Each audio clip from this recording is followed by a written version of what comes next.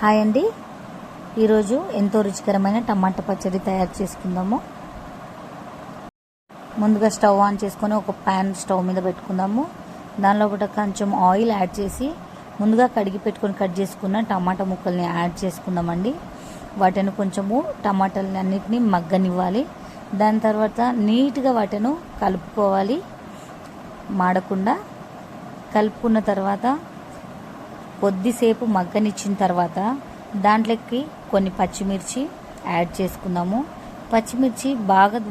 పచ్చిమిర్చి కూడా బాగా మగ్గాలి. వాటిల్లో నీట్గా కలుపుకొని మగ్గిన తర్వాత కొంచెం కొత్తిమీర దానిలోపట యాడ్ చేసుకుందాం. నీట్గా కడిగి పెట్టుకుంది దాన్ని కూడా మగ్గనివ్వాలి. దానిలోపట నీట్గా కలుపుకొని ఒక 2 నిమిషాలు సిమ్లో పెట్టుకొని మూత పెట్టేసి పక్కన పెట్టేస్తే అది బాగా మగ్గిపోతుంది.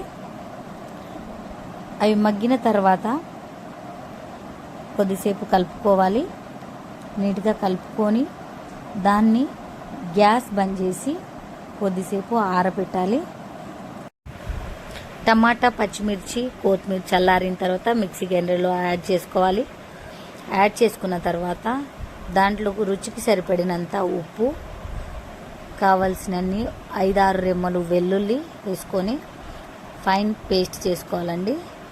ఫైన్ పేస్ట్ చేసుకున్న తర్వాత గ్యాస్ మీద ఒక ప్యాన్ పెట్టుకొని దాంట్లో ఆయిల్ వేసుకొని ఆయిల్ హీట్ అయిన తర్వాత ఆవాలు, జీలకర్ర, 5-6 ఎండుమిర్చి వేగిన తర్వాత దాంట్లో కరివేపాకు వేసుకోండి.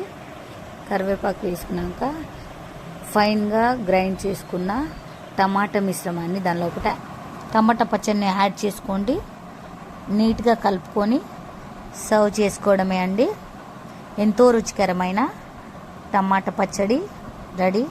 ఇది అన్నంలోకి, ఇడ్లీ, దోశ, వడలేకి చాలా బాగుంటుందండి. ఒకవేళ ఈ రెసిపీ మీకు నచ్చినట్లయితే నా ఛానల్ని సబ్స్క్రైబ్ చేసుకోండి, లైక్ చేయండి, షేర్ చేయండి, కామెంట్ చేయండి. బాయ్.